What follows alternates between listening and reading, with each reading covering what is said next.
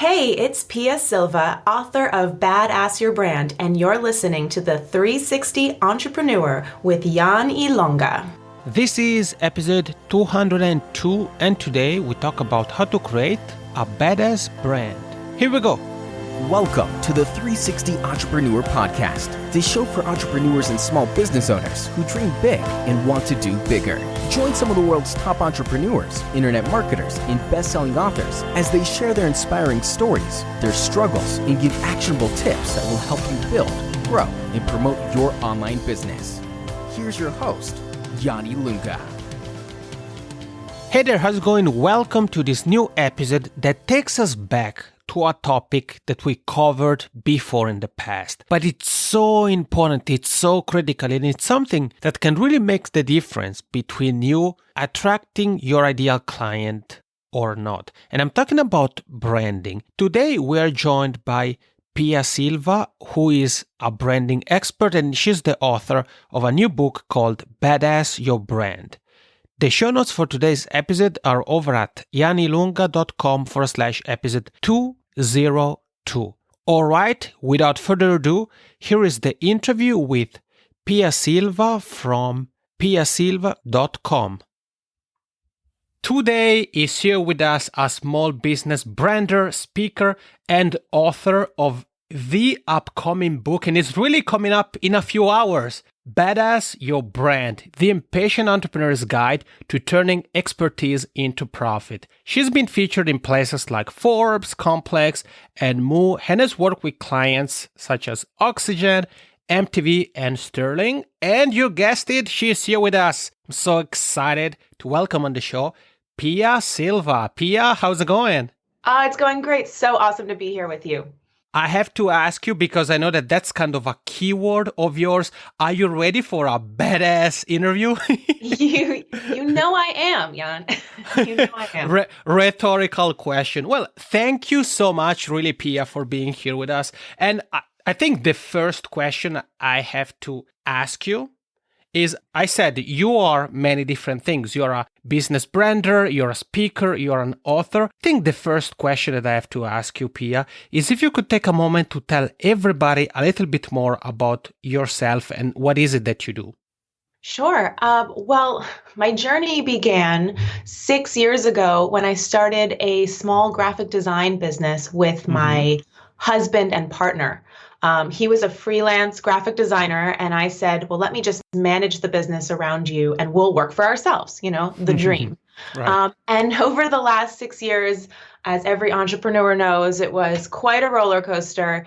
We built a small agency, then we scaled back to eventually become the company that we are today, which is Worst of All Design, where we build badass brands without the bullshit for 1 to 3 person. And what I mean by that is badass brands for 1 to 3 person service businesses. And we build them in 1 to 3 day intensives. So that's the no bullshit part.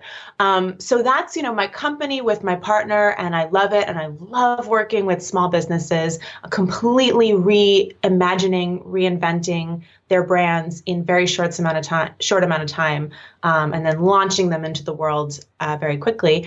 But because of that experience, not just building my own small business and brand, I've been working on, we built an online course that evolved into a book, which is coming out tomorrow, and I'm so excited. And I've been going around speaking and educating everyone I can meet, because I just love the idea of individuals taking their lives into their own hands, making their own small businesses around their expertise. Anybody who's an expert at something, I really want to empower them and show them how to brand and market it in a way that affords them the lifestyle that they want.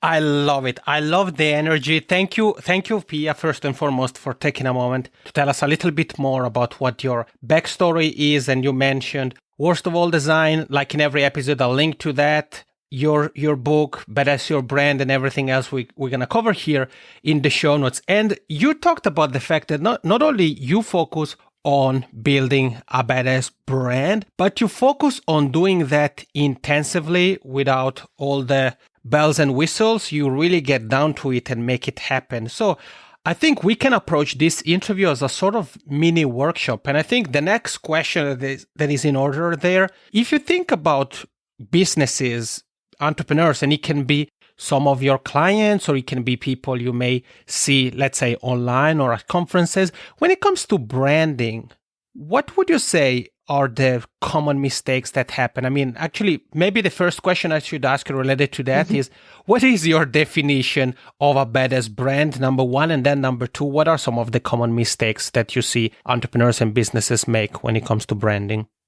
Yeah, absolutely. So I define a badass brand as having two critical characteristics. One, it needs to command a premium price. So you're not a badass brand if you're not able to charge more than the competition and still win the business.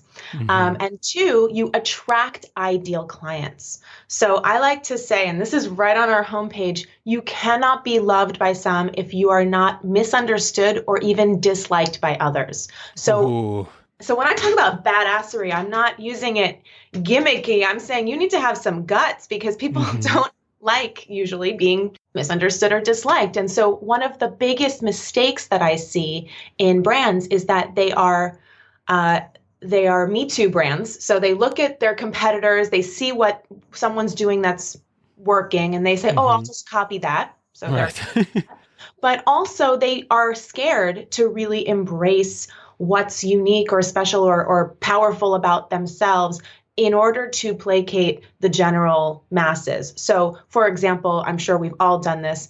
Somebody says something that they don't like about your website or what you're saying, and then you go, oh, maybe I should change it. One person's opinion is not, if you start to change things, then I call it water down your brand in order to make sure that everybody likes it, nobody's going to love it. And that love and that attraction, that magnetic pull is what I'm looking for when I'm talking about building badass brands. Also because it's impossible to please everybody anyways, right? Yeah, it's impossible. So don't even try. Yeah, thank you, Pia, for what you shared. It's interesting. And I think what you talked about, and correct me if I'm wrong, but I think it's something that we all are guilty of, especially when we are in our first stages of our entrepreneurial journey, that, as you said, we look at what others are doing and then we're like, oh, well, okay, I'm just going to basically do the same thing. I'm just going to add my name to it or just add my spin and think that it's an irresistible badass brand, but that's not the case. And I am so guilty of that. Believe me. I mean, and when we first started our company, as I said, we started my husband freelancing as a graphic designer. I mean, over the years, we evolved into a branding company out of necessity and out of our experience. It was a very organic process. And by that, I mean, what actually ended up happening was we were presenting work and we would start to prime the clients and then we would start to ask more questions in the beginning. And we ended up asking so many questions and then building this process where we gave them a strategy to inform the design just so we could get them to approve designs. And then looking back, we said, oh my gosh, we just built a process for branding and strategy. And we did it because we needed it so that we could get the designs approved. But actually, then we realized the strategy part was, more valuable, really. Right.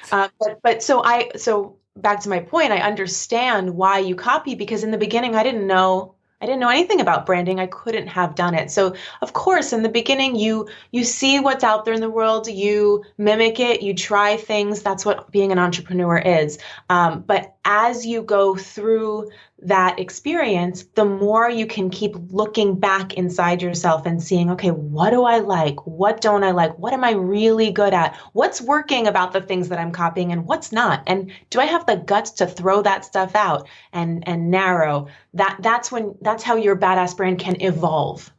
When it comes to continue what you started to say here, Pia, when it comes to the badass brand, what are some of the thing we should really focus on? I mean, you already mentioned some of the questions that would definitely help us understand, or let's say lay the foundation, at least in our mind, for what our brand would be like.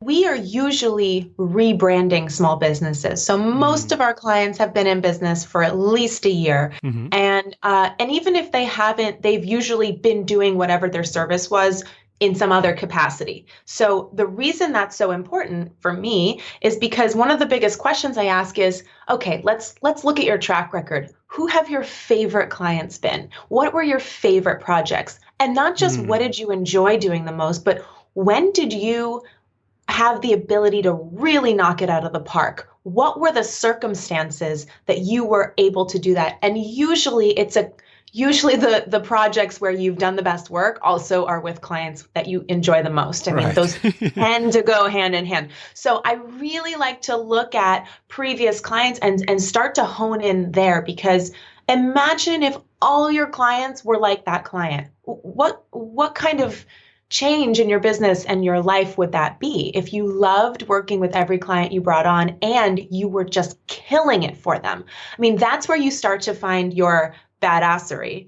And then in that, if you focus there, you continue to build value and you can continue to increase the profitability of that offering. So the profitability, and I mean, I say love plus profit equals badassery. So what do you love to do? What's the most profitable?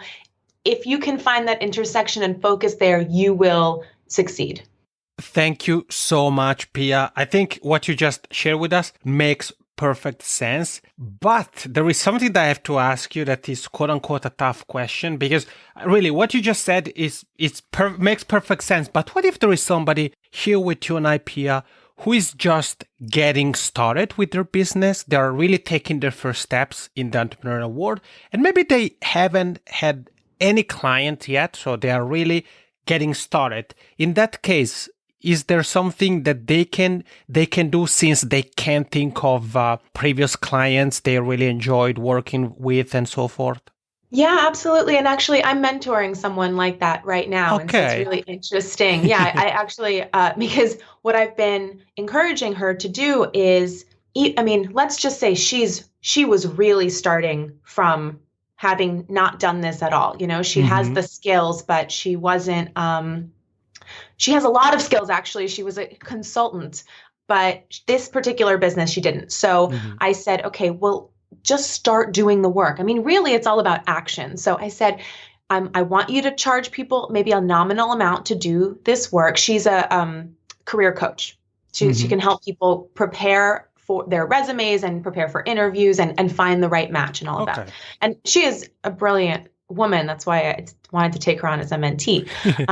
But I said, you know, even if it's just working with friends and family at first for a nominal amount, even, I guess, I hate to say this, even if they can't pay at first, but it's still okay, because every single client you're getting a massive amount of information from. So at the same time, you aren't seasoned enough to charge them a premium price yet. You have to go through the motions, do the work with clients, see how it works. Building your process is going to come out of doing the work over and over again. So my advice is just do it. I think a lot of people get held up on logo, website. Oh, I need all this stuff before I can start selling. I completely disagree. I think you need to just start working with people. That's how you gather information. That's how you gather information about what you love. And I think you'll see very quickly that within a couple of experiences, you'll already see, oh, wow, that worked. That took way longer than I thought. Okay. And I got good results from that. So, you know, and then just kind of start to mold it around those experiences. Amen. And what you just shared with us, Pia, really ties into what you told us early on, because you talked about, for example, in your case, yours and your husband with Worst of All Design, you said that, it started out as a project where he was doing the freelancing part, and then you said, hey, let me take care of the business part. So if somebody is here with you and I and is starting a service-based business, sure, you may have experience with the skills, but learning let's call it the customer service side of it. It's a completely new experience. And as you said, we learn by doing. And then you said it very well that, sometimes we tend to focus so much on things like logo, website, and what's not, that we feel like, we just have to wait until all those things are perfect. But first of all, perfection doesn't exist. And second of all, you told us, Pia, you work on rebranding too, which means that we can revamp or even change our branding if needed, right? Yes, and especially when you're just starting out, know that you absolutely will evolve in your brand. Right. If you don't, it means that you're unwilling to be malleable to the experiences that you have. And I mean, Hmm. entrepreneurialism is almost by definition being open to opportunities, being willing to pivot. I mean, it's a very subtle thing, and it's something I still struggle explaining. I both want to empower people to really commit to their badassery all the way, to be okay with some people not liking it, understanding Hmm. that they're pulling their tribe. And at the same time, being an entrepreneur means being open to ideas, being able to step back and see the bigger picture and see, wow, maybe if I pivoted this way, that would be more successful in these ways. I think when you make those decisions to change, you just want to make sure you're doing them for a reason that makes sense to you as opposed to out of fear. Hmm. That's probably the best way to see it. Yeah, so not to kind of pleasure somebody who's giving you the feedback, rather applying it if it makes sense to what is your business bigger picture. Absolutely. And, when we present design work to clients, we really try to even frame the design in those ways. So, for example, when we show a client a logo, we'll say, okay, this project was about walking the line between professional and creative. So Hmm. here's three logos, and they're on a spectrum. They all work, but one of them is on the more professional side and one is on the more creative side.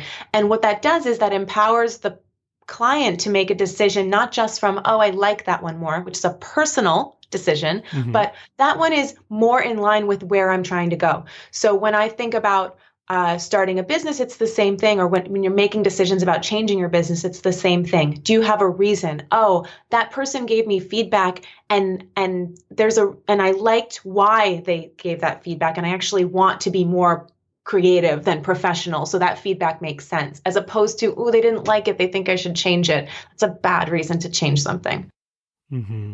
And Pia, I have to ask you about your book. So we said it is almost here. And the title is interesting. Not only we have the keyword, what you talk about often, but as your brand, but also the second part of the title, The Impatient Entrepreneur's Guide to Turning Expertise into Profit. When it comes to the title, Pia, I have to ask you, you added the word impatient entrepreneur. So not the entrepreneur's guide, rather the impatient entrepreneur's guide. Yes. And what is your take on being impatient? I mean, today, especially with social media, it's easier to feel overwhelmed, feel impatient.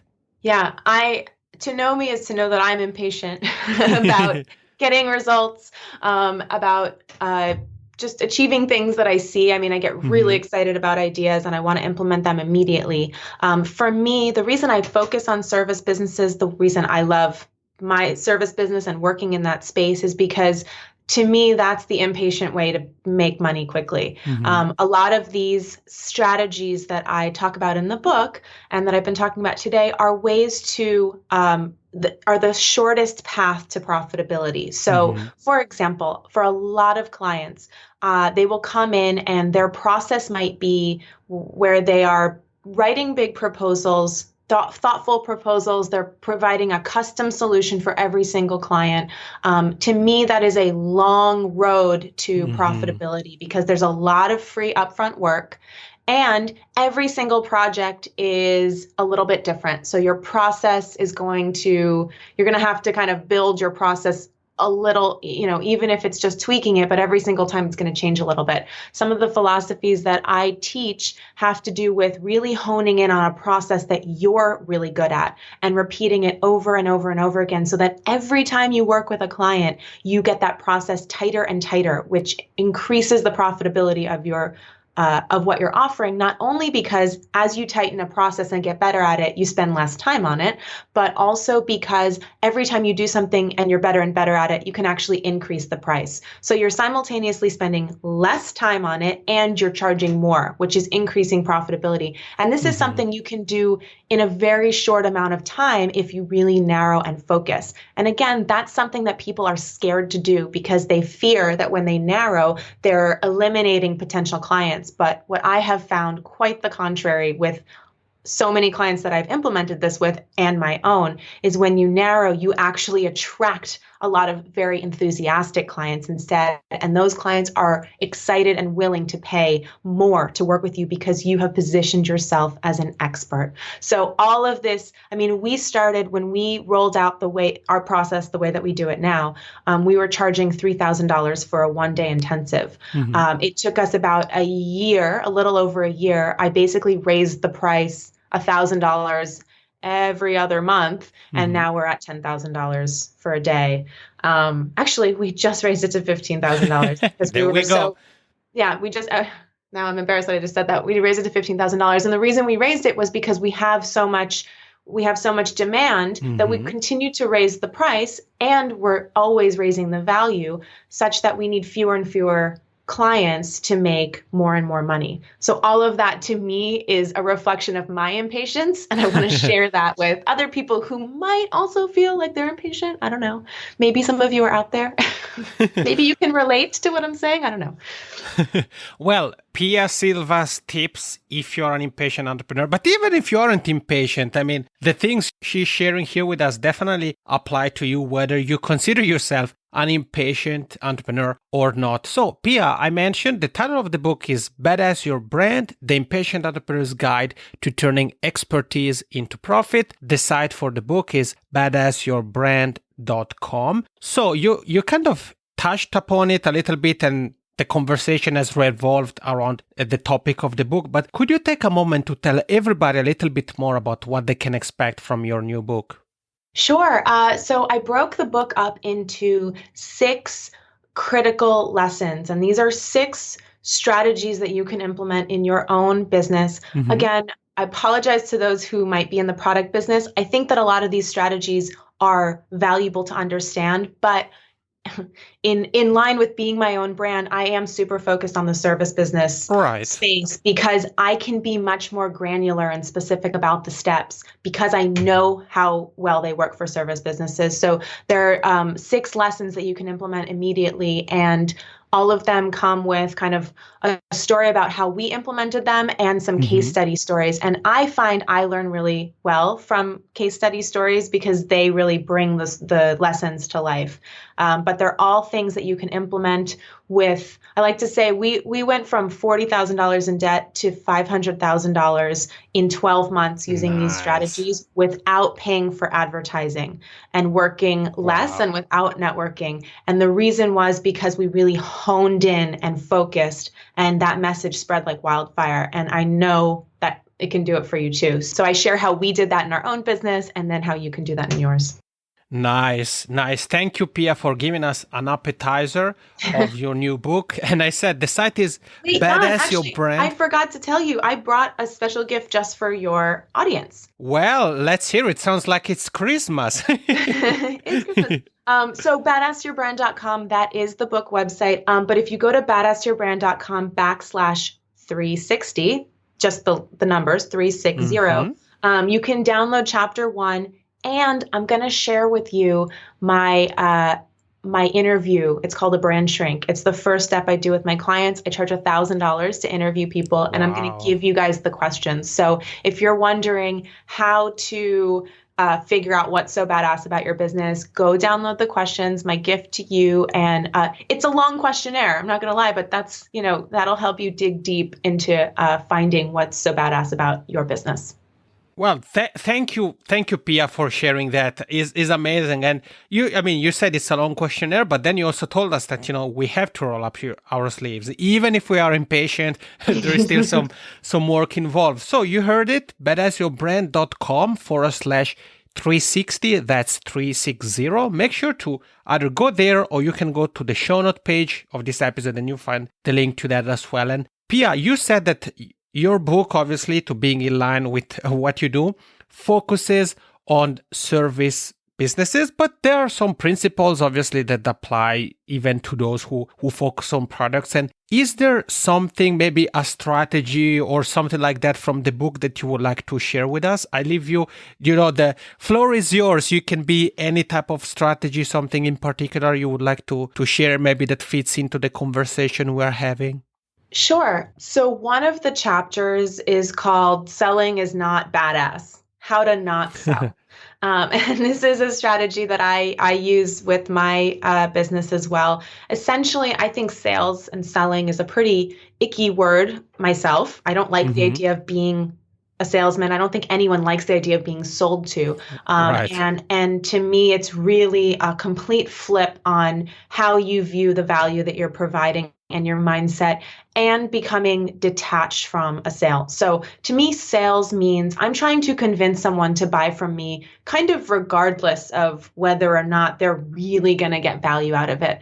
And instead, to not sell is to actually become a detective, to instead interview people and try to figure out, are they the best people for this?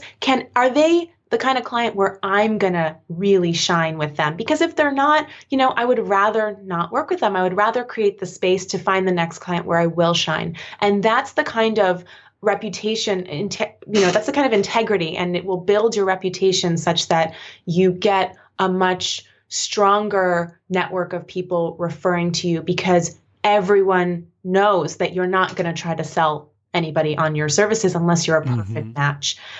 So that's just one of the strategies that I talk about. And I think the world would be a better place if there were fewer people just trying to sell each other. And instead, we're really looking to create that magical partnership where very high value is produced. And that's profitability too. Yeah, no, exactly. And I was about to say exactly that, yeah, I agree with you. And that's, I think it's really, where profitability lies. All right, Pia. So we have covered quite some ground. You told us, first of all, about your story a little bit. What is it that you do? You gave us your definition of what a badass brand is and looks like. You shared some of the common branding mistakes you see businesses, entrepreneurs make. And you also shared some advice on some of the things we can do, even if we're starting out, and you share some tips for turning our expertise into profit. We mentioned your new book, Badass Your Brand, and you are on social. I know that because we've been exchanging tweets and things like that. So you're on Twitter at Pia Loves Your Biz. Is that correct? That's correct. Great. And when it comes to reaching out to you, if somebody has a question or would like to say thank you or anything like that, would you say that Twitter is the fastest way or something else? Yeah, you can definitely tweet at me, but probably emailing is probably best. Pia@piasilva.com. That will get to me more quickly because you know how Twitter is. Perfect. Things get pushed down pretty quickly. Yeah, absolutely. Yeah, and we have the character limitation. So you heard it, Pia@piasilva.com. Pia, this has been a fun interview. The final question I have for you is if there is anything else you would like to add when it comes to Badass, our brand, something that maybe we forgot to talk about or something you want to highlight, anything at all? I just want to encourage people to embrace whatever is really exciting to them and be okay if not everybody gets it, because that is really, really powerful. And you will make more money doing it if that's the incentive, but really you'll enjoy yourself more. So whichever incentive you prefer, they both happen. Awesome. Pia, thank you again for being here and congrats on the launch of Badass Your Brand, your new book, and is a guide for experienced entrepreneurs. I really appreciate you taking the time. Thanks so much, Jan. It was really fun. Thanks for having me. And we are back. Pia, thank you again for being here, for telling us more about your new book and for sharing your branding tips with us. You heard what Pia said. And the show notes page for today's episode, which is over at janilunga.com/episode 202, you're going to find the links to everything we have covered, including the landing page Pia mentioned, when you can get a free chapter of her new book, plus the brand shrink. You heard it, the brand shrink is the interview that Pia does with her clients. So if you want to get serious with your brand, if you want to turn your brand into a badass one, then check out the show notes page and make sure to check out the landing page Pia mentioned, badassyourbrand.com/360. That's 360.